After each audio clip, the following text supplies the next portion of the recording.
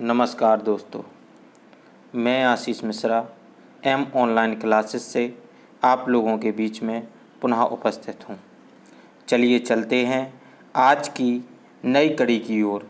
आज का जो टॉपिक है वह ईवीएस अर्थात पर्यावरण जनरल साइंस यानी सामान्य विज्ञान के प्रश्नोत्तरी को लेकर है।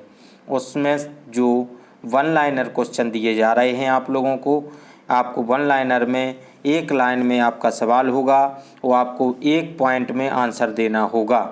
तो चलिए दोस्तों, इसमें आपको ऑब्जेक्टिव नहीं दिए जाएंगे, बिना ऑब्जेक्टिवों के थ्रू दिए जाएंगे।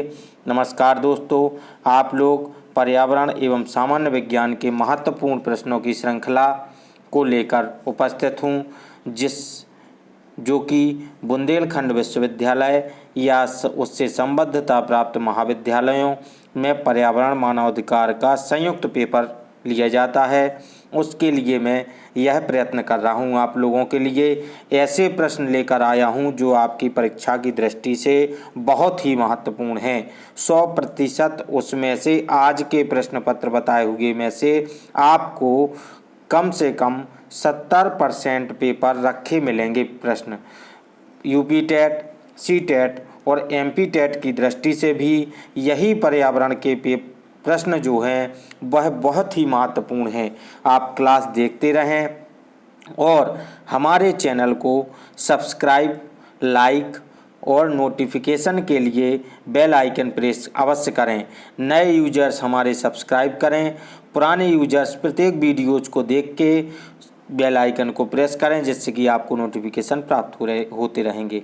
चलिए दोस्तों, हमारा पहला प्रश्न आता है आपकी स्क्रीन पर। अब हमारा पहला प्रश्न क्या कहता है कि दूध में दोस्तों दूध में पाई जाने वाली शर्करा है। दूध में जो शर्करा पाई जाती है उसका नाम देना है, आंसर देना है, आपको नाम बताना है। दोस्तों, इसमें जो दूध में शर्करा पाई जाती है इसके लिए मैं कोई ऑप्शन नहीं दे रहा हूं और आपको केवल आंसर बताने के लिए 3 सेकंड या 5 सेकंड दूंगा। जैसे कि दूध में पाई जाने वाली शर्करा को लैक्टोज कहा जाता है। दोस्तों, आपको बता दूं, आपके ऑप्शन आंसर जो है वह नीचे भी आएगा, लेकिन उसके पूर्व मैं आपको ज़रूर आंसर बताऊंगा, जिससे कि आप लोगों का मनोबल बढ़ता रहेगा। जैसे कि दूध में पाए जाने और अपने आप नंबर को काउंट करते जाइए और कमेंट बॉक्स में कमेंट करिए लास्ट वीडियो के बाद कि हमने इतने आंसरों के जवाब सर सही दिए थे, उनको भी आपको बताना है, जिससे कि हम आपके अगले वीडियो में नाम लेंगे, जो आपका एक सम्मान होगा। चलिए चलते हैं हमारे अगले प्रश्न की ओर। देखिए, लैक्टोज हमारा आंसर जैसा कि मैं बता चुका हूँ वही सही है इसका, कि दूध में जो शर्करा पाई जाती है उसे लैक्टोज कहते हैं। और इसमें कुछ और महत्वपूर्ण जानकारी है। इसमें कहा गया है कि यह कार्बनिक यौगिक है। कौन? लैक्टोज एक क्या है? कार्बनिक यौगिक है और यह एक प्राकृतिक शुगर है। इसको एक प्राकृतिक शुगर के नाम से भी जाना जाता है। अगर कोई कहता है कि दूध में पाए जाने वाले लैक्टोज को किस नाम से जाना जाता है, तो प्राकृतिक शुगर के नाम से जाना जाता है, जिससे कि दूध मीठा होता है। इसी के कारण दूध मीठा होता है। चलिए दोस्तों, हम अपने अगले प्रश्न की ओर बढ़ते हैं। हमारा अगला प्रश्न आता है आपकी स्क्रीन पर। अब दूध का पीएच मान होता है। दोस्तों, हमें दूध के पीएच मान को बताना है। दूध का पीएच मान क्या होता है, तो आपको बता दूं कि दूध का पीएच मान 6.4 होता है। दूध का जो पीएच मान होता है वह 6.4 होता है। चलिए दोस्तों, आपको बताते हैं इसके बारे में कुछ और जानकारी। देखिए, 6.4 है आपका सही आंसर, 6.4 है। और इसमें कुछ जानकारियां महत्वपूर्ण पीएच मान को लेकर के जो आप लोगों के बीच में मैं रखना चाहता हूं। जैसे कि इसमें साफ कहा गया, देखते जाइए, रक्त का पीएच मान, यदि रक्त का पीएच मान आ जाए तो 7.4, यदि आंसर लगा हो तो सही है। यदि 7.3 से लेकर के 7.5 तक आंसर आता है तो भी सही है आपका ऑप्शन। यदि कहीं पर आता है कि मूत्र का पीएच मान क्या होता है, तो मूत्र का पीएच मान 6 पीएच होता है। और यदि आ जाता है उसमें 5.5 से 7.5 तक ऑप्शन में आता है तो आपको यह भी सही, दोनों यानी कि सही हैं। और यदि जल का पीएच मान पूछा जाए तो जल का पीएच मान 7 होता है जो कि उदासीन है। और अगला जो कि नींबू का पीएच मान यदि पूछा जाता है, क्योंकि सबसे अधिक पीएच मान के सबसे कम पीएच मान किसका होता है तो नींबू का होता है, जैसे कि 2.2 से लेकर के 2.4 तक के बीच में आपको मिलेगा। इसके बाद शर्करा आती है। और आपको बता दें पीएच मान यदि 7 से कम हो तो वह अम्लीय होगा। यह लाइन को, इन पॉइंटों को आप नोट करते जाइए। इस एक प्रश्न के साथ में मैं 3-4 प्रश्न करवाऊंगा। इस सुपर 50 के प्रश्न लेकर आया हूं, जितने हो सकेगा संभव उतने करवाऊंगा, अगले पार्ट में नहीं तो दूंगा। यह सुपर 50 है, आपके लिए बहुत ही महत्वपूर्ण है, इसको देखते रहिए, एक एक पॉइंट नोट डाउन करिए। यह आपके टेट से लेकर के आपको बता दूं विश्वविद्यालय, बुंदेलखंड विश्वविद्यालय के पर्यावरण वाले प्रश्न के लिए भी महत्वपूर्ण है। पीएच का मान यदि 7 से कम हो तो वह अम्लीय होगा, यदि पीएच का मान यदि 7 से अधिक हो तो वह क्षारीय होगा। आपको बता दें यदि पीएच मान की वैल्यू आती है 7 से कम तो वह अम्लीय होता जाता है, और पीएच मान यदि 7 से अधिक हो तो वह क्षारीय होगा। जो अगले प्रश्न की ओर आते हैं। अगला प्रश्न हमारा कहता है कि दूध को पचाने वाला एंजाइम है, उसका नाम क्या है। दूध को पचाने वाले एंजाइम को क्या कहते हैं। तो दोस्तों आपको बता दूं दूध के पचाने वाले एंजाइम को रेनिन कहते हैं। दूध के पचाने वाले एंजाइम को रेनिन कहते हैं। आप लोग नोट डाउन करते जाइए। देखिए आगे दिया भी गया है, देखिए रेनिन दिया गया है, यही आंसर सही है। दूध के पचाने वाले एंजाइम को रेनिन कहते हैं। अगला आता है प्रश्न आपकी स्क्रीन पर। अब दूध खट्टा होता है तो किसके कारण होता है, यह बताना है आपको। दूध खट्टा किसके कारण होता है। तो दोस्तों आपको बता दूं दूध जो खट्टा होता है वह जीवाणु के कारण होता है। कहीं पर लिखा आएगा ऑप्शन में आपको जीवाणु के कारण होता है, विषाणु के कारण होता है, या इन दोनों के कारण होता है, या इनमें से कोई नहीं। तो हमें जीवाणु के कारण आंसर लगाना है। दूध खट्टा होता है तो जीवाणु के कारण होता है। और भी जानकारी है, दूध में क्या पाया जाता है, लैक्टिक अम्ल के कारण दूध, यानी कि दूध जो लैक्टिक अम्ल के कारण होता है इसमें दूध खट्टा। तो आप ये समझ सकते हैं। हमारे अगले प्रश्न की ओर बढ़ते हैं। खट्टा हो जाता है, उसमें कहा भी गया है कि दूध जो खट्टा हो जाता है वह लैक्टिक अम्ल के कारण खट्टा हो जाता है, और उससे वह जीवाणु के कारण होता है। तो अगला प्रश्न हमारा आपकी स्क्रीन पर आता है। अगला प्रश्न कहता है कपास की खेती के लिए उपयुक्त मिट्टी कौन सी है। कपास की खेती के लिए दोस्तों, कपास की जो खेती होती है वह आप लोग बहुत कई बार पढ़ चुके होंगे कि कपास की खेती अधिकतर काली मिट्टी में होती है, लेकिन कभी कभी ऑप्शंस में हमें काली मिट्टी ना लिख करके उसका दूसरा नाम जो होता है वह लिखा हुआ आता है। तो काली मिट्टी को तो हम जानते हैं, इसलिए हम काली मिट्टी तुरंत आंसर दे देंगे। लेकिन यदि काली मिट्टी नहीं आता है, दूसरा ऑप्शन आता है, तो हमें याद रखना होगा कि इस काली मिट्टी को रेगुर मिट्टी भी कहा जाता है। रेगुर मिट्टी यदि लिखा आता ऑप्शन में कि रेगुर मिट्टी, कपास की जो खेती होती है वह रेगुर मिट्टी में होती है। तो रेगुर मिट्टी या काली मिट्टी यह दोनों एक ही हैं दोस्तों। काली मिट्टी को ब्लैक सॉल भी कहते हैं। इसमें से कुछ चीज़ें और बताना चाहूँगा काली मिट्टी को लेकर के। इसमें काली मिट्टी में क्या है कि काली मिट्टी में आपको बता दूं कुछ चीज़ें, इसमें गेहूं, ज्वार, बाजरा भी उगाया जाता है। ऐसा नहीं कि कपास अकेला उगाया जाता है। तो दोस्तों गेहूं, ज्वार, बाजरा भी उगाया जाता है। और आपको बता दूं दोस्तों कि भारत में काली मिट्टी गुजरात में पाई जाती है। भारत में गुजरात में, मध्य प्रदेश, महाराष्ट्र, मध्य प्रदेश के पश्चिमी क्षेत्र आदि में पाई जाती है। भारतीय कृषि अनुसंधान परिषद आपको बता दें ने भारत की मिट्टियों को 8 वर्गों में बांटा है। भारतीय कृषि अनुसंधान परिषद ने भारत की मिट्टियों को 8 वर्गों में दोस्तों बांटा है, जिनमें से प्रमुख हैं जलोढ़ मिट्टी, काली मिट्टी, लाल मिट्टी और लेटराइट मिट्टी। चलिए दोस्तों, हम अपने अगले बिंदु की ओर आते हैं। हमारा अगला बिंदु आता है अब आपकी स्क्रीन पर। अगला बिंदु क्या कहता है कि दिया सलाई का प्रयोग दिया सलाई या माचिस में प्रयोग होता है। तो दिया सलाई या माचिस जिसको कहते हैं तो मैच बॉक्स कहते हैं, तो इसमें क्या प्रयोग होता है। तो दिया सलाई में दोस्तों लाल फास्फोरस प्रयोग होता है। दोस्तों आपको बता दें लाल फास्फोरस इसमें प्रयोग होता है। लाल फास्फोरस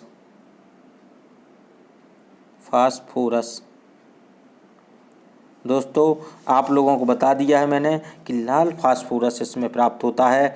चलिए दोस्तों, हम अपना इसके और कुछ बिंदुओं को जानते हैं। देखिए, लाल फास्फोरस प्राप्त होता है और निरापित दिया सलाई, इसके बारे में थोड़ी सी कुछ जानकारी है जो आप लोगों को बीच में और शेयर करना चाहता हूँ। निरापित दिया सलाई यानी सेफ्टी बॉक्स बनाने में चीड़ की लकड़ी की सलाइयाँ के सिर पर पोटेशियम क्लोरेट या रेडलेट, एंटीमनी सल्फाइड और गोंद का प्रयोग किया जाता है। अगर आपको दोस्तों बता दें कि जो इसमें प्रयोग किए जाते हैं वह भी चीज़ें पोटेशियम क्लोरेट हो या एंटीमनी सल्फाइड और गोंद का मिश्रण इसमें लगाया जाता है। और डिब्बी पर जो डिब्बी होती है माचिस की, जिसको हम रगड़ने की सतह देखते हैं, उसमें वह रेड सी या ब्लैक सी होती है, तो उसमें लाल फास्फोरस, एंटीमनी सल्फाइड, कांच के चूर्ण और गोंद का मिश्रण लगाया जाता है, जिसमें हम माचिस की तीली को या सिलाई को रगड़ते हैं, जिससे वह जल जाती है। तो दोस्तों चलिए चलते हैं हम इसमें अगले प्रश्न की ओर। हमारा अगला प्रश्न आता है कि कीटाणुनाशक के रूप में प्रयोग किया जाता है। तो कीटाणुनाशक के रूप में किस चीज़ को प्रयोग किया जाता है। तो दोस्तों कीटाणुनाशक के रूप में प्रयोग किया जाता है CaOCl2। इसको क्या कहते हैं, इसको आप संभवतः जानते होंगे, विरंजक चूर्ण कहते हैं इसको। तो विरंजक चूर्ण के नाम से इसे जाना जाता है, या ब्लीचिंग पाउडर भी इसको कहते हैं। दूसरा इंग्लिश में नाम है ब्लीचिंग पाउडर, विरंजक चूर्ण, ये सभी इसके नाम हैं। और CaOCl2 भी लिखा आ सकता है। तो आप लोगों को यह जानकारी होनी चाहिए कि कीटाणुनाशक के रूप में किसका प्रयोग किया जाता है। चलिए दोस्तों, हम इसके बारे में कुछ और जानकारी शेयर कर लेते हैं। जैसे कि कहा गया है कि विरंजक चूर्ण का रासायनिक नाम कैल्शियम ऑक्सीक्लोराइड है। शुष्क बुझे हुए चूने पर क्लोरीन गैस प्रवाहित कर इसका उत्पादन किया जाता है। इसका रासायनिक सूत्र CaOCl2 होता है। चलिए दोस्तों, जैसा कि मैं बता चुका हूँ इसमें। चलिए हमारा अगला प्रश्न आता है आपकी स्क्रीन पर। अब अगला प्रश्न क्या कहता है, एंटीबायोटिक एम्पेसिलिन प्राप्त होता है। हमें किससे प्राप्त होता है। तो दोस्तों आपको बता दें कि यह जो हमें प्राप्त होता है वह बैक्टीरिया से प्राप्त होता है। तो इसका आंसर बैक्टीरिया सही है, जैसा कि आप लोगों को आगे मिल भी जाएगा। जैसा कि देखिए कहा गया है कि बैक्टीरिया से प्राप्त होता है। तो इसके बाद हमारा अगला क्वेश्चन हमारा क्या कहता है, अंडे में प्रोटीन पाया जाता है। अंडे में प्रोटीन कहाँ पर पाया जाता है, ऐसा प्रश्न है यह। तो अंडे में प्रोटीन पाया जाता है, आप लोगों को बताना है उजले भाग में, जहाँ पर उजला हुआ भाग होता है उस भाग में पाया जाता है प्रोटीन अंडे में। तो अंडे में जो प्रोटीन पाया जाता है वह उजले हुए भाग में, सफ़ेद भाग में पाया जाता है। चलिए दोस्तों, इसके बाद इसके अगले प्रश्न की ओर चलते हैं। हमारा अगला प्रश्न है हैलोजनों में सर्वाधिक प्रभावशाली है। हैलोजनों में सबसे ज़्यादा प्रभावशाली क्या है, तो फ्लोरीन है। हैलोजनों में सबसे ज़्यादा प्रभावशाली दोस्तों आपको बता दें कि फ्लोरीन है। फ्लोरीन सबसे ज़्यादा प्रभावशाली है। यही इसका सही आंसर है। चलिए दोस्तों, इसके आंसर की ओर चलते हैं। देखिए फ्लोरीन सही दिया गया हमारा आंसर, हमने सही लिखा था। अगले आंसर की ओर चलते हैं। अगला क्वेश्चन हमारी स्क्रीन पर आता है। अब अगला क्वेश्चन क्या कहता है, मानव द्वारा संश्लिष्ट प्रथम रेशा। यह बहुत ही अच्छा क्वेश्चन है। यह कई बार प्रतियोगी परीक्षाओं में रखा हुआ मिला है, कई परीक्षाओं में रखा हुआ मिला है। यह पर्यावरण की दृष्टि से बहुत ही महत्वपूर्ण प्रश्न है। आपको दोस्तों बता दूं, यह रखा ही मिलता है कई प्रश्न पत्रों में। तो मानव द्वारा संश्लिष्ट पहला रेशा कौन सा है? तो आपको बता दें दोस्तों, नायलॉन एक ऐसा रेशा है जो मानव द्वारा सबसे प्रथम संश्लिष्ट रेशा है, सबसे पहला संश्लिष्ट रेशा है। इसके बारे में थोड़ी सी और जानकारी आप लोगों को देना चाहूँगा कि नायलॉन है क्या, इसका प्रयोग कहाँ किया जाता है, इसका आप प्रयोग कहाँ करते हैं। कई जगह पर कई लोग करते हैं और हम समझ नहीं पाते हैं कि नायलॉन है क्या। तो नायलॉन का जो उपयोग है वह मछली पकड़ने के जाल में, जो मछली का जाल बनता है वह नायलॉन का ही बनता है। और जो पैराशूट में कपड़ा होता है वह भी नायलॉन का होता है। टायर जो बनते हैं वह भी नायलॉन के बनते हैं। अपने दांत के ब्रश जिसको हम मंजन करते हैं, सुबह जो ब्रश करते हैं, वह भी इसी नायलॉन के निर्माण से बनता है। और पर्वतारोहण के लिए रस्सी, यानी अगर जो पर्वत पर चढ़ाई चढ़ते हैं या पर्वत पर रहते हैं, उससे कहीं उन्हें आवागमन करना पड़ता है, तो उस रस्सी का पर्वत पर जो चढ़ते हैं, जो माउंट एवरेस्ट वगैरह पे, उसके लिए भी नायलॉन का उपयोग किया जाता है। तो ऐसा भी प्रश्न आ सकता है, वह 4 ऑप्शन दे देगा कि नायलॉन का उपयोग होता है जाल, मछली पकड़ने के जाल में, पैराशूट के कपड़े में, या टायर में, ब्रश में, पर्वतारोहण में, या ये सभी। तो हमें ये सभी आंसर देना है। चलिए दोस्तों, सुक्रोज में होता है। हमारा अगला प्रश्न आता है कि सुक्रोज में क्या होता है। आपको बताना है दोस्तों कि सुक्रोज में क्या होता है। तो आप लोगों को बता दूं कि सुक्रोज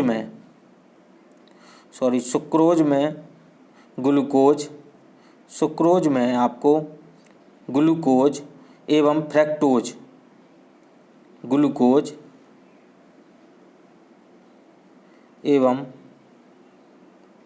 फ्रक्टोज पाए जाते हैं। चलिए दोस्तों, हम अपने आंसर की ओर बढ़ते हैं। हमारा आंसर देखिए दिया गया है।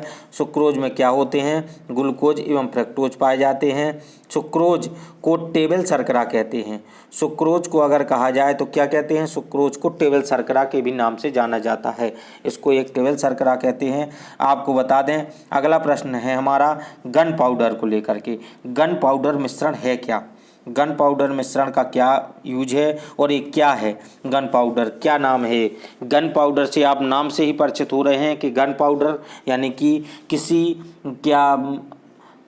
क्या किसी बंदूक की चर्चा हो रही है? हाँ, वही की चर्चा हो रही है। तो गन पाउडर में जो मिश्रण होता है, पहले उसके बारे में बता दूं, फिर उसकी और जानकारी देता हूं।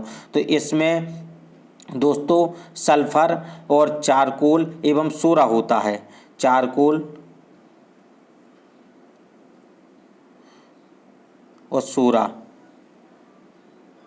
इसमें जो गन पाउडर में मिश्रण होता है वह सल्फर, चारकोल और सोरा का होता है। इसके बारे में देखिए जानकारी, देखिए आंसर सही है हमारा, चारकोल सोरा होता है। इसके बारे में जानकारी अब आपको देना चाहूँगा। इसमें जो जानकारी है वह भी आप लोगों को कि गन पाउडर एक विस्फोटक रासायनिक मिश्रण है। इसका देखिए इसे गन पाउडर या अपने काले रंग के कारण काला पाउडर, इसको काला पाउडर भी कहा जाता है और गन पाउडर भी कहा जाता है, जिसमें पोटेशियम नाइट्रेट और सॉल्ट पीटर का मिश्रण होता है। और यह मानव के इतिहास का सर्वप्रथम निर्मित विस्फोटक था। यह मनुष्य के इतिहास का सर्वप्रथम पहला विस्फोटक सामग्री था, जो कि जिसको गन पाउडर या काले पाउडर के नाम से जाना जाता है। चलिए दोस्तों, हमारा अगला प्रश्न आता है आपकी स्क्रीन पर। अब यह बहुत ही ऐसा प्रश्न है जो हमसे जुड़ा हुआ है कि वर्षा की बूंदें गोलाकार होती हैं। हम जब वर्षा की बूंदें गिरती हैं तो ऊपर से ही क्या गोलाकार आती हैं, क्यों होती हैं आखिर गोलाकार? हमें यह पता होना चाहिए कि जो वर्षा की बूंद होती है वह गोलाकार ही क्यों होती है, क्या उसको अलग आकार में नहीं आ सकती है? तो वह गोलाकार ही क्यों गिरती है, गोलाकार ही क्यों होती है? तो वह दोस्तों पृष्ठ तनाव के कारण, पृष्ठ तनाव उसके इतना होता है उसका, तो वह पृष्ठ तनाव के कारण ही वह क्या होती है, गोलाकार होती है।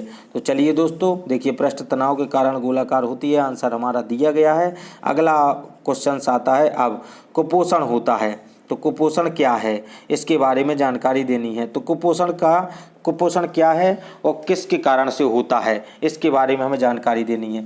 तो कुपोषण आप लोगों को पता होना चाहिए कि प्रोटीन की यदि कमी हो जाती है तो कुपोषण हो जाता है। किसी व्यक्ति में प्रोटीन की यदि कमी हो जाती है तो वह कुपोषित व्यक्ति कहलाता है। तो कुपोषण प्रोटीन की कमी के कारण होता है। और भी इसमें कुछ चीज़ें बता दूं, प्रोटीन से शरीर में ऊतकों का निर्माण होता है। यानी अगर कोई कहे कि प्रोटीन से शरीर में क्या लाभ है, तो प्रोटीन से शरीर में ऊतकों का निर्माण होता है। दोस्तों चलिए हम अपने अगले प्रश्न की ओर चलते हैं। हमारा अगला प्रश्न क्या कहता है, आपकी स्क्रीन पर ये रहा, आरएनए का मुख्य कार्य क्या है। आरएनए और डीएनए दो प्रकार की होती हैं स्लाइड टाइप की, जिसको हम आरएनए का मुख्य कार्य क्या होता है, तो आरएनए का मुख्य कार्य जो होता है वह प्रोटीन एवं संश्लेषण का कार्य होता है। प्रोटीन का संश्लेषण करता है। यह आरएनए जो है प्रोटीन का संश्लेषण करता है। दोस्तों आपको बता दूं कि यह आरएनए क्या करता है, तो आरएनए प्रोटीन का संश्लेषण करता है। चलिए दोस्तों हम देखते हैं कि आरएनए के बारे में कुछ जानकारी दी गई है। प्रोटीन का संश्लेषण करता है आरएनए, और आरएनए का यदि पूरा नाम कहा जाए तो आरएनए का पूरा नाम क्या होता है, तो आरएनए का पूरा नाम राइबोज न्यूक्लिक अम्ल होता है।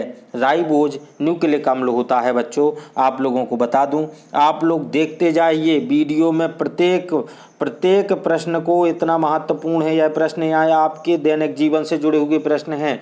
दोस्तों एक भी प्रश्न ऐसा वंचित मत रखें और इनको नोट डाउन करते जाएं। हम अपने टेलीग्राम ग्रुप में भी आपको PDF देंगे, लेकिन इनको पहले नोट करते जाएं अपने कॉपी से। आप 3 प्रकार से याद करने की क्रियाएं होती हैं। दोस्तों आप लोगों को पता है कि लिखने से, बोलने से और देखने से, तीनों प्रकार से हमें इसको नोट डाउन करेंगे, तभी हम उस चीज़ को याद कर पाएंगे। इसलिए याद अवश्य करने के लिए नोट डाउन करते जाएं और पूरे वीडियोज़ को देखें, जिससे कि आपको एक एक पॉइंट याद होता जाए, क्योंकि आपको शायद मेरा कौन सा वक्तव्य पूर्णतः याद रहेगा वह जरूरी है।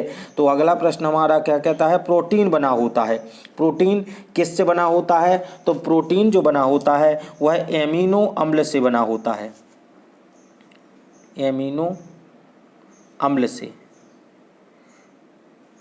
एमिनो अम्ल से प्रोटीन बना होता है। दोस्तों चलिए देखते हैं। हाँ एमिनो अम्ल सही आंसर है हमारा, जो दिया गया है एमिनो अम्ल से बना हुआ है।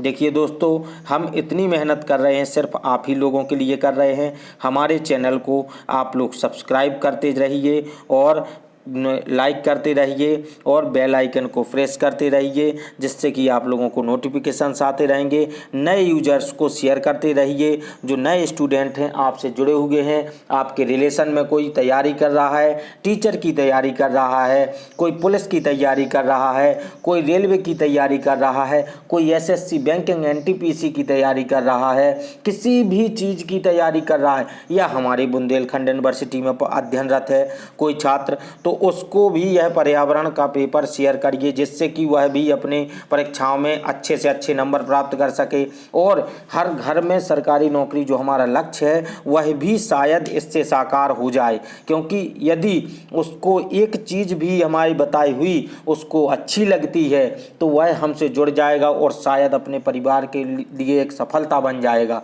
चलिए दोस्तों मैं अपने अगले प्रश्न की ओर चलता हूँ। हमारा अगला प्रश्न आपकी स्क्रीन पर है, प्रोटीन का पाचन होता है। तो दोस्तों आपको बता दें कि प्रोटीन का पाचन किस चीज़ से होता है, किससे होता है, हमें यह बताना है। तो प्रोटीन का पाचन जो होता है वह पेप्सिन से होता है और एंजाइम से। एंजाइम से होता है। पेप्सिन एंजाइम जो होता है उससे हमारा प्रोटीन का पाचन होता है। आपको बता दूं दोस्तों, आप इसको ना लिख करके जो नीचे पॉइंट में देता हूं उसको लिखा करिए, क्योंकि कभी मेरे लिखने में असुविधा हो सकती है। क्योंकि एक जो स्क्रीन पर लिखा जाता है तो कई बार ऐसा हो जाता है कि उंगली इधर उधर हो जाती है, तो कभी कई मात्राएं छूट जाती हैं, इसलिए आप नीचे वाले पॉइंट को, जिसको मैं अंत में आंसर बताता हूँ, उसको ज़रूर लिखिए। पेप्सिन एंजाइम है, देखिए इसका पेप्सिन जो एंजाइम है वह प्रोटीन को पचाने का कार्य करता है।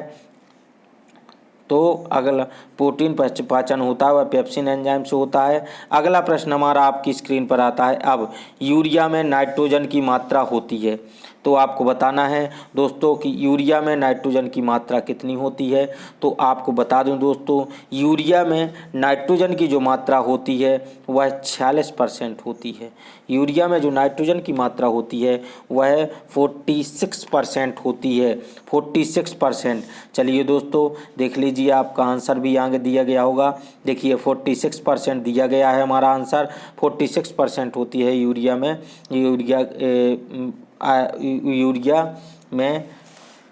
यूरिया में आपको बता दें, यूरिया अधिकतम में नाइट्रोजन की मात्रा, प्रतिशत मात्रा जो होती है वह 46% होती है।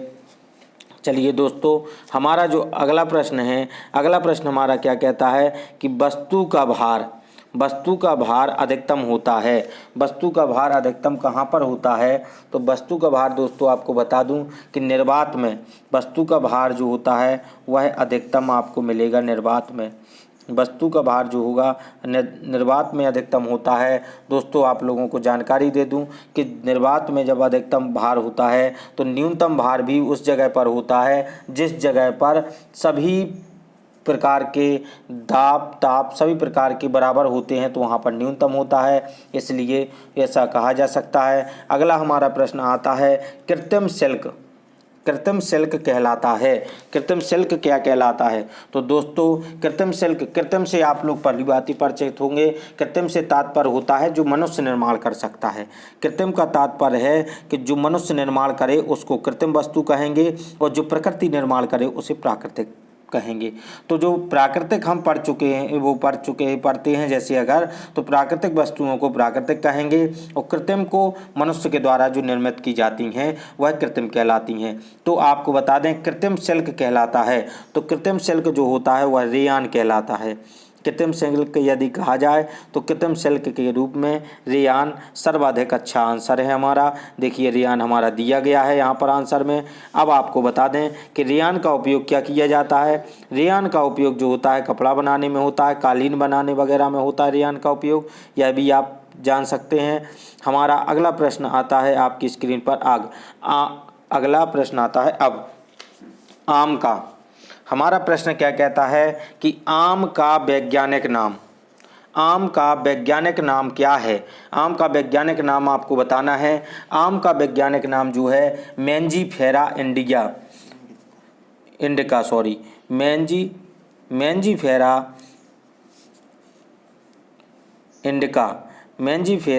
इंडिका होता है। इंडिया याद रहते हैं, इंडिया बार बार करते हैं तो इंडिया आ जाता है, इसलिए मैंजीफेरा इंडिका जो है इसका आम का वैज्ञानिक नाम है, जो आपको आपकी स्क्रीन पर दे रहे हैं हम।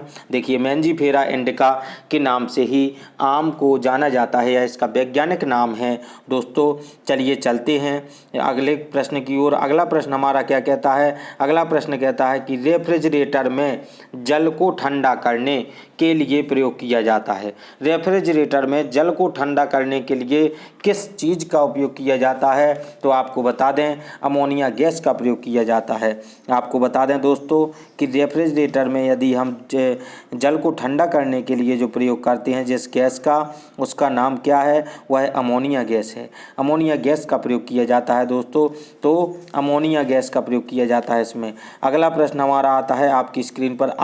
अब रेफ्रिजरेटर से लेकर के कई प्रश्न आ सकते हैं, इसलिए इसको दे दिया है, क्योंकि रेफ्रिजरेटर को लेकर के कई प्रश्न आ चुके हैं और आते रहते हैं, जिसमें हम भ्रमित हो जाते हैं। तो रेफ्रिजरेटर का आविष्कार किसने किया था? यदि प्रश्न उठता है कि रेफ्रिजरेटर का आविष्कार किसने किया था, तो दोस्तों आपको बता दें प्यारे बच्चों ध्यान दो, जेम्स हैरिसन नाम के महाशय थे। इन्हीं ने आपके रेफ्रिजरेटर का आविष्कार किया था। जेम्स हैरिसन नाम के जो वैज्ञानिक थे उनने रेफ्रिजरेटर का आविष्कार किया था सर्वप्रथम? तो देखिए आंसर हमारा दिया गया है जेम्स हैरिसन। आप लोग देख सकते हैं, आपकी स्क्रीन पर है। आपकी स्क्रीन पर आता है अगला प्रश्न। अब आपकी स्क्रीन पर अगला प्रश्न हमारा क्या कहता है? रेफ्रिजरेटर में एक समान ताप को बनाए रखता है। रेफ्रिजरेटर में एक समान ताप कैसे बना रहता है? कैसे बना रहता है कि हम देखें तो रेफ्रिजरेटर में कभी भी तापमान ना तो घटता है ना बढ़ता है। यदि आप बटन को जितने पर सेट कर देंगे उतने पर रहता है। हमारे बाहर के वातावरण से रेफ्रिजरेटर का कोई प्रभाव नहीं पड़ता है। तो यह क्यों होता है? तो थर्मोस्टेट के कारण यह बनाए रखता है। जो कि बनाए रखता है वह थर्मोस्टेट हमारा रेफ्रिजरेटर का समान तापमान बनाए रखता है थर्मोस्टेट। आपकी स्क्रीन पर आंसर आता है अब, जिसको हम थर्मोस्टेट कह सकते हैं। देखिए थर्मोस्टेट हमारा सही आंसर है। अगला क्वेश्चन, अगले प्रश्न की ओर बढ़ते हैं। अगला प्रश्न हमारा क्या कहता है? कमरे में रखे रेफ्रिजरेटर का दरवाज़ा खोल दिया जाए। यदि अगर कमरे में रखा है कोई रेफ्रिजरेटर, फ्रिज, जिसको फ्रिज कहते हैं वही रेफ्रिजरेटर है। अपन शॉर्ट भाषा में उसको फ्रिज भी कहते हैं और उसको रेफ्रिजरेटर भी कहा जाता है। तो दोस्तों आपका जो रेफ्रिजरेटर आपके एक रूम में रखा हुआ होता है, यदि आप उसको खोल देते हैं तो क्या होगा? कमरा यदि खोल देते हैं तो क्या होगा? तापमान बढ़ जाएगा, तापमान घट जाएगा, या तापमान का क्या होगा? कमरे का ताप में क्या स्थिति होगी? तापमान घटेगा या बढ़ेगा? तो वह बताना है दोस्तों। तो आपको बता दूं, तापमान जब यदि रेफ्रिजरेटर का गेट खोल देते हैं तो तापमान ऑब्वियसली बढ़ेगा। स्वाभाविक है कि तापमान बढ़ेगा आपका। तो आप देख सकते हैं, देखिए बढ़ जाएगा तापमान। हम अगले प्रश्न की ओर आते हैं। हमारा अगला प्रश्न क्या कहता है कि शर्करा को यकृत बदल देती है। शर्करा को यकृत किस में बदल देती है? तो आपको बता दें कि शर्करा यकृत को ग्लाइकोजन में बदल देती है। ग्लाइकोजन शर्करा जो होती है वह शर्करा को, यानी यकृत जो होता है वह शर्करा को किस में बदल देता है? तो यकृत का कार्य होता है, यकृत लेता है सो शर्करा को ग्लाइकोजन में परिवर्तित कर देता है दोस्तों। चलिए दोस्तों देखिए ग्लाइकोजन सही आंसर है हमारा। अगले प्रश्न की ओर चलते हैं। अगला प्रश्न हमारा पूछता है कि अल्जाइमर रोग में मानव शरीर का कौन सा अंग प्रभावित होता है? अल्जाइमर रोग में मानव शरीर का कौन सा अंग प्रभावित होता है? तो आपको बताना है कि अल्जाइमर रोग के कारण मानव का मस्तिष्क जो होता है वह प्रभावित होता है दोस्तों। मस्तिष्क जो होता है उसका, वह मस्तिष्क प्रभावित होता है। देखिए मस्तिष्क हमारा आंसर सही आ गया है, मस्तिष्क इससे प्रभावित होता है। अगला प्रश्न आता है हमारा स्क्रीन पर। अब पौधे का प्रजनन अंग होता है। तो दोस्तों आपको बता दूं कि पौधे का प्रजनन अंग फूल होता है। पौधे में प्रजनन कहाँ पर होता है? उसका प्रजनन अंग कौन सा है? आ जाता है प्रश्न। तो ऑप्शंस में फूल आ सकता है, फल आ सकता है, पत्ती आ सकता है या तना आ सकता है। तो आप लोगों को बताना है कि पौधे का जो प्रजनन अंग होता है वह फूल होता है दोस्तों। चलिए चलते हैं, देखिए फूल हमारा आंसर सही है। अगले प्रश्न की ओर चलते हैं। अगला प्रश्न हमारा कहता है फलों का अध्ययन कहलाता है। कई प्रकार के अध्ययन होते हैं, तो इसमें फलों के हुए, फूलों के हुए, अलग अलग अध्ययन होते हैं। तो सभी के नाम हमें कई बार ऐसा होता है कि प्रश्न आता है और हम उसको भूल जाते हैं। तो फलों का जो अध्ययन होता है उसको पोमोलॉजी कहा जाता है। फलों का जो अध्ययन होता है उसको हम पोमोलॉजी कह सकते हैं। यह जो पोमोलॉजी है यह फलों के अध्ययन करने वालों को या अध्ययन को कहते हैं पोमोलॉजी। वो पोमोलॉजिस्ट कहलाएंगे जो अध्ययन करते हैं, और यह पोमोलॉजी कहलाएगी जो फूलों का अध्ययन। देखिए मैंने पूछा था, कहा था कि फूलों का अध्ययन भी आता है, तो आपका अगला प्रश्न यही था कि फूलों का अध्ययन कहलाता है। तो दोस्तों फूलों का अध्ययन हमारा कहलाता है एंथोलॉजी। आपको बता दूं कि फूलों का जो अध्ययन होता है वह एंथोलॉजी कहलाता है। चलिए दोस्तों हम अपने आंसर की ओर चलते हैं। देखिए फूलों के अध्ययन को एंथोलॉजी कहते हैं। इसमें। और मैं फिर से पुनः निवेदन करना चाहूँगा कि नए स्टूडेंट जो भी हैं, आपका एक सब्सक्राइब नए स्टूडेंट का हमारे लिए हमारी ऊर्जा और लगन को बढ़ावा देता है, कि जिससे कि हम और ज़्यादा अच्छी लगन से पढ़ाने में आप लोगों को सहयोग प्रदान कर सकें। इसलिए हमारे चैनल को आप लोग सब्सक्राइब भी करते जाएं, लाइक भी करते जाएं, और जो भी नए पुराने स्टूडेंट हैं, वह नए स्टूडेंटों को कम से कम प्रतिदिन 5 स्टूडेंटों को जरूर शेयर करें, जिससे कि वह इससे लाभान्वित हो सकें।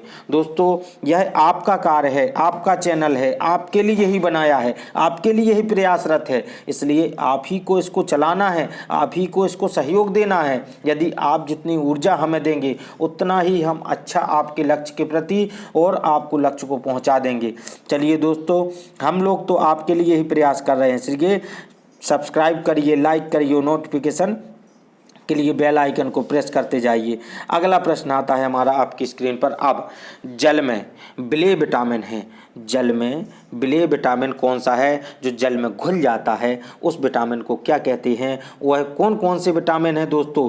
तो आपको बता दूं, बी और सी 2 ऐसे विटामिन हैं जो जल में घुल जाते हैं। अब प्रश्न उठता है कि वसा में कौन से घुलते हैं, तो वसा में अभी नहीं बताऊंगा दोस्तों, अपना अगला क्वेश्चन आने पर बताऊंगा, क्योंकि यह भी दिया गया है। तो जल में घुलने वाले जो विटामिन हैं वह बी और सी हैं दोस्तों। कि यदि प्रश्न आता है कि जल में घुलने वाले विटामिन हैं बी, सी, ए, डी या के, ई के, तो कोई भी ऑप्शन में हमें ध्यान रखना है कि हमें बी, सी जहाँ पर लिखा है वही लिखना है कि जल में घुलने वाले केवल और केवल 2 विटामिन हैं, जिनको कहते हैं बी एंड सी। तो बी विटामिन और सी विटामिन ही जल में घुलता है। हमारा अगला प्रश्न आता है, देखिए बी और सी उसमें हिंदी में भी दे दिया है। अगला प्रश्न उठता है हमारा जो प्रश्न, वह भी आंसर क्वेश्चन दिया गया है कि वसा में घुलनशील विटामिन। अब वसा में घुलनशील यदि विटामिन की चर्चा की जा रही है, तो वसा में घुलनशील विटामिन आपके 4 प्रकार के विटामिन जो होते हैं वह वसा में घुल जाते हैं। ए हुआ, डी हुआ और ई या के।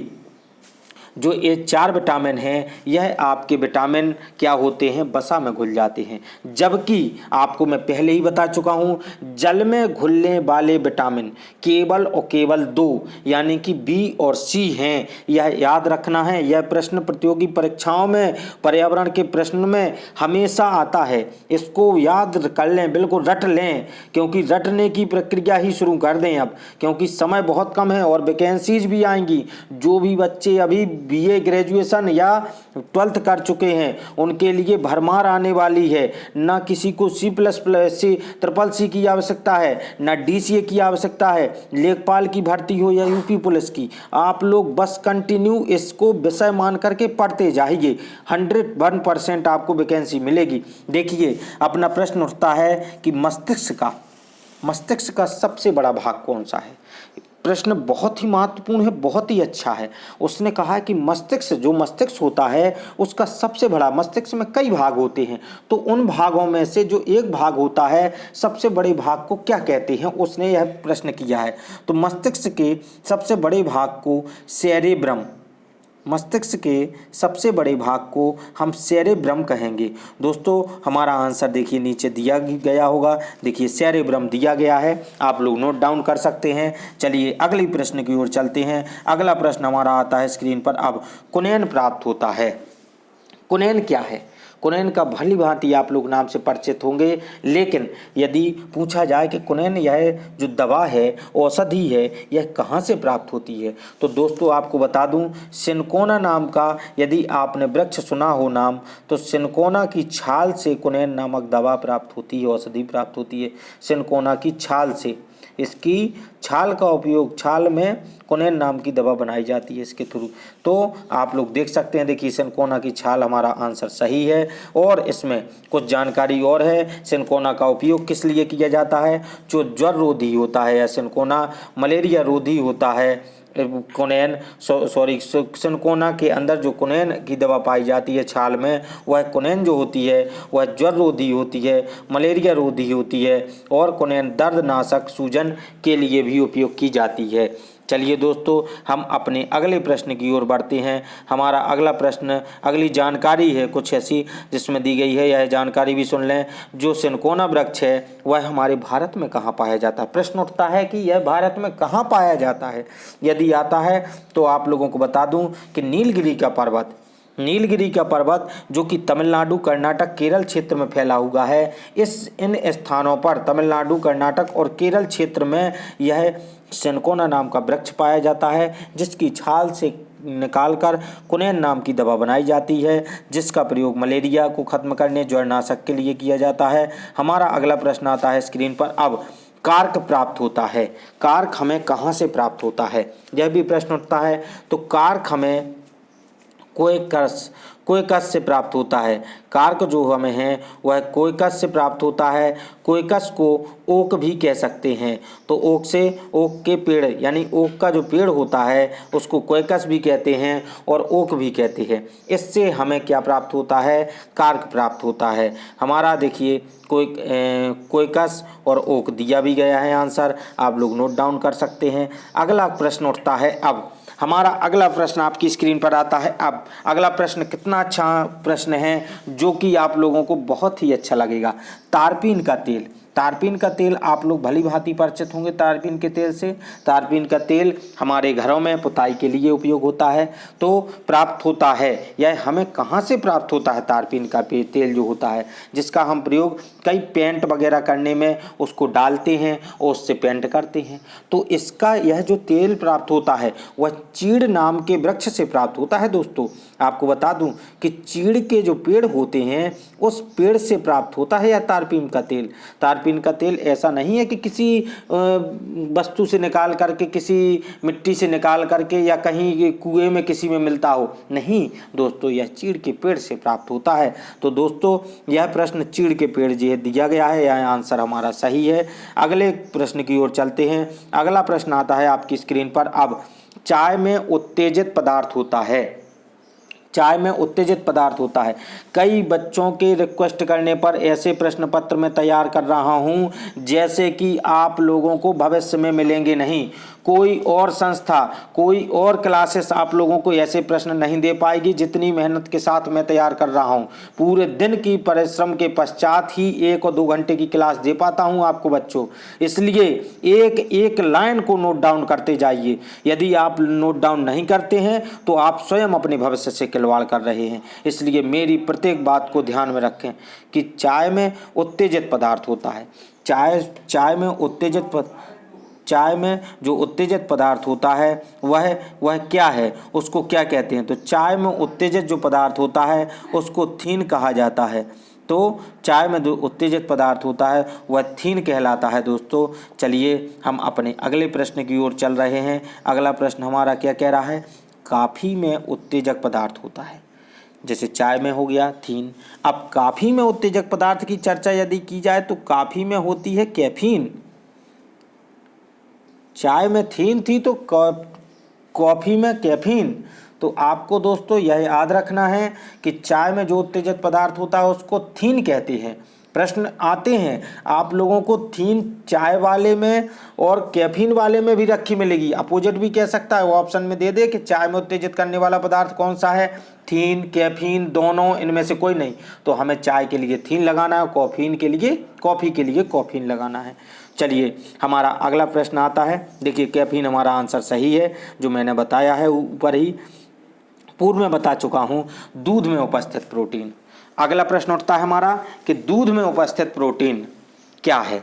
तो दूध में उपस्थित प्रोटीन की चर्चा यदि हो तो दूध में उपस्थित प्रोटीन को कैसीन कहते हैं। दोस्तों आपको बता दूं कि दूध में जो उपस्थित होता है प्रोटीन उसको हम कैसीन कहते हैं। बच्चों आप लोग देखते जाइए, देखिए कैसीन हमारे छात्र छात्राएं बहुत ही अध्ययन के साथ कर रहे हैं। मुझे पता है कि बहुत ही परिश्रम कर रहे हैं। वह घर में बैठे हुए इस लॉकडाउन के नियमों का स्वस्थ हैं और सुरक्षित हैं, अपने घर में ही रहें और बच्चों का, बुजुर्गों का हमेशा ख्याल रखें। दोस्तों जैसा कि हमारे सरकार द्वारा नियमावली जो जारी की गई है उसको ध्यान में रखते हुए आप अपने घर में रहें, सुरक्षित रहें और सारी बाहरी वस्तुओं को धुलकर उपयोग करें। लेकिन कुछ ऐसी वस्तुएं हैं जिनको धुल नहीं सकते हैं। ऐसा नहीं कि किसी बाल्टी में आप लेकर के बाहर से शक्कर आएँ और डाल दें और धुल दें, तो ऐसा ना करें, क्योंकि ऐसा करने पर आपको शक्कर नहीं केवल पानी ही प्राप्त होगा। तो ऐसा ना करें। बाहर से लाई हुई वस्तुओं को जिनको आप धुल सकते हैं धुलें, और जिनको नहीं धुल सकते हैं उनको आप अपने घर में किसी धूप वाले स्थान पर या किसी अन्य स्थान पर रख दें। उसको कम से कम 10 से 12 घंटे बाद या 2-4 घंटे बाद यदि प्रयोग में लाएंगे तो कोई समस्या नहीं होगी दोस्तों। इसलिए हमें बचना है, क्योंकि कोरोना के मरीजों की संख्या भारत में ये 1.25 लाख से ज़्यादा हो गई है। देखिए आप दोस्तों कि बम्बई में कितनी बड़ी संख्या में मरीज पाए जा रहे हैं। इसलिए आप लोग अपने घर में ही पड़ते रहें। ये ना सोचें कि हमारे गांव में, हमारे परिवार में, हमारे रिश्तेदारी में, हमारे घर में नहीं है यह बीमारी, रिलेशन में नहीं है, तो यह ना माने। इसके लिए आप लोग मेहनत जरूर करें। आप लोग इसलिए अध्ययन करें और अपने घर में सुरक्षित रहें। अपने नियमावली में बहुत से बदलाव कर दें। मेल जोल के भाव को अभी ख़त्म करें। अपने घर में केवल अध्ययन करें और खाना बनाते टाइम हो या फिर किसी भी टाइम आप वीडियो को चालू कर दें और मेरी आवाज़ को सुनते जाएं। आपको याद होते रहेंगे। मेरी बहनें जो भी हैं वह इसको इसी तरीके से पढ़ते जाएं। वह केवल अपने खाना बनाते टाइम या अन्य काम करते टाइम वीडियो को चला दें और सुनते जाएं और उसको फिर अगले भी बार चलाने पर नोट डाउन कर लें, तो उनको वो क्वेश्चन याद हो जाएगा। हमारा अगला प्रश्न आता है कि तंबाकू में विषैला पदार्थ होता है। तो दोस्तों तंबाकू में जो विषैला पदार्थ होता है उसको क्या कहते हैं? तंबाकू में विषैला पदार्थ जो होता है उसको निकोटिन कहा जाता है। तंबाकू में निकोटिन नाम का विषैला पदार्थ पाया जाता है जिसकी हमें लत लग जाती है। यह एक विषैला पदार्थ है, यह शरीर के लिए हानिकारक है। चलिए अगला देखिए, निकोटिन हमारा आंसर दिया गया है। हमारा अगला प्रश्न उठता है। अब अगला प्रश्न हमारा आपकी स्क्रीन पर आता है अब कि टंगस्टन एवं हीरा, टंगस्टन एवं हीरा का गलनांक बिंदु है। गलनांक बिंदु क्या है? टंगस्टन और हीरा का अलग अलग क्रम सा बताना है हमें। तो टंगस्टन कितने पर और हीरा कितने पर गलनांक बिंदु यानी कि ये गल जाते हैं। तो आपको बता दूं कि इनके जो गलनांक बिंदु हैं, टंगस्टन का 3000 क्रमशः और हीरे का 3500 डिग्री सेंटीग्रेड। यह डिग्री सेंटीग्रेड की चर्चा कर रहा हूँ। इतने डिग्री सेंटीग्रेड इनका गलनांक होता है, जैसा कि हमारे प्रश्न उत्तर में दिया गया है। क्रमशः 3000 डिग्री सेंटीग्रेड पर कौन? 3000 डिग्री सेंटीग्रेड पर टंगस्टन और 3500 डिग्री सेंटीग्रेड पर हीरा गलनांक बिंदु है इनका। चलिए दोस्तों हमारा प्रश्न अगला उठता है। अब हमारा अगला प्रश्न क्या कहता है? सबसे बड़ा बीजांड होता है। सबसे बड़ा बीजांड क्या होता है? तो आपको बता दूं दोस्तों, सबसे बड़ा बीजांड साइकस होता है। साइकस सबसे बड़ा बीजांड है। साइकस में सबसे बड़ा बीजांड होता है। सबसे बड़ा बीजांड किस में होता है? तो साइकस में होता है दोस्तों। हमारा प्रश्न उठता है अगला। हमारा अगला प्रश्न क्या कहता है कि चट्टानों पर उगने वाले पौधे क्या कहलाते हैं? तो दोस्तों जो चट्टानों पर उगते हैं उन पौधों को क्या कहते हैं? तो आपको बता दूं, लिथोफाइटस, लिथोफाइटस चट्टानों पर उगने वाले को लिथोफाइटस, फाइट्स या फाइटस या फाइट्स कह सकते हैं आप। कई जगह पर आपको फाइट्स लिखा मिल सकता है या फाइटस में लिखा मिल सकता है, अपने अपने उच्चारण हैं। लिथोफाइटस इसमें टा आधा है। तो दोस्तों चलिए इसका आंसर देखिए, लिथोफाइटस हमारा दिया भी गया है, सही है, जो मैं बता चुका हूँ ऊपर ही। आप लोगों को पूर्व में बता देता हूँ आंसर, जिससे कि आप लोग याद कर सकें। 2 बार अध्ययन करेंगे तो आपको बार बार होता रहेगा। देखिए हमारा प्रश्न कहता है गोबर में उगने वाले कवक कहलाते हैं। गोबर में उगने वाले पदार्थ कवक क्या कहलाते हैं? तो दोस्तों गोबर में उगने वाले कवक क्रोप्रोफिल है। जो गोबर में उगने वाला कवक है उस कवक को क्या कहते हैं? क्रोप्रोफिल कहते हैं। देखिए दोस्तों हमारे आंसर में दिया गया है, हमारे आंसर में दिया गया है कि क्रोप्रोफिल है। अगला हमारा क्वेश्चन आता है, आमाशय में भोजन का पाचन किस माध्यम से होता है? आमाशय में यदि कहा जाए तो भोजन का पाचन जो है अम्लीय माध्यम, अम्लीय माध्यम से होता है। आमाशय में जो पाचन होता है वह किस माध्यम से होता है दोस्तों? तो वह अम्लीय माध्यम से होता है। देखिए हमारे में आंसर भी दिया गया है अम्लीय माध्यम से। और भी कुछ आमाशय के बारे में जानकारी दी गई है। अम्लीय माध्यम से होता है। आमाशय में निकलने वाले जठर रस में एंजाइम होते हैं। जैसा कि मैं बता भी चुका हूँ और फिर से बता रहा हूँ कि आमाशय में निकलने वाले जठर रस में जो एंजाइम होते हैं वह कौन कौन से होते हैं? तो पेप्सिन और रेनिन दो ऐसे एंजाइम हैं जो उसके जठर रस से निकलते हैं, जठर रस में निकलते हैं। अगला उठता है प्रश्न हमारा, यूरिया अधिकतम मात्रा में पाया जाता है। यूरिया अधिकतम मात्रा में कहाँ पाया जाता है? तो आपको बता दूं दोस्तों, यूरिया जो अधिकतम मात्रा में है वह मूत्र में पाया जाता है। सर्वाधिक मात्रा होती है प्रतिशत के मामले में उसमें मूत्र में पाया जाता है। जैसे कि कहा जाए कि मूत्र में, सामान्य मूत्र में 95% देखिए जल होता है और 2% लवण होता है। और भी दिया गया है इसमें से यूरिया में इतने % जल होता है, लवण होता है और भी इसमें और यूरिया भी होता है। शरीर में यूरिया अंग बनता है। चलिए दोस्तों हम अपने अगले प्रश्न की ओर चलते हैं। हमारा अगला प्रश्न क्या कहता है, शरीर में यूरिया किस अंग में बनता है? शरीर में यूरिया यदि चर्चा की जाए तो किस अंग में बनता है? तो दोस्तों आपको बता दें कि शरीर में जो यूरिया होता है वह यकृत में बनता है, वह जो है यकृत में बनता है दोस्तों। चलिए अब हम प्रश्नों की श्रृंखला में बहुत ही नज़दीक पहुँच गए हैं। जैसा कि यकृत हमारा आंसर दिया गया है। अब बस हमारे समाप्ति होने वाले हैं। आपको 50 मिनट में 50 प्रश्न से भी ऊपर बता चुका हूं दोस्तों। एक एक प्रश्न आप लोगों के लिए बहुत ही महत्वपूर्ण है, इसलिए नोट डाउन अवश्य करते जाइए। हमारा अगला प्रश्न आता है कि दूध का पाश्चुरीकृत किया जाता है कितने डिग्री सेंटीग्रेड पर? दोस्तों आप लोगों को बता दूं कि जो इसका पाश्चुरीकृत है किया जाता है वह 62 डिग्री सेल्सियस पर किया जाता है। 62 डिग्री सेल्सियस पर पाश्चुरीकृत किया जाता है, जिससे कि दूध आप देखेंगे कि अमूल के दूध हुए या सांची का दूध हुआ जो आप लोगों को पैकेट मिलते हैं वह 1 दिवस रखने के बाद भी सही रहते हैं या 2 दिवस रखने के बाद भी सही रहते हैं।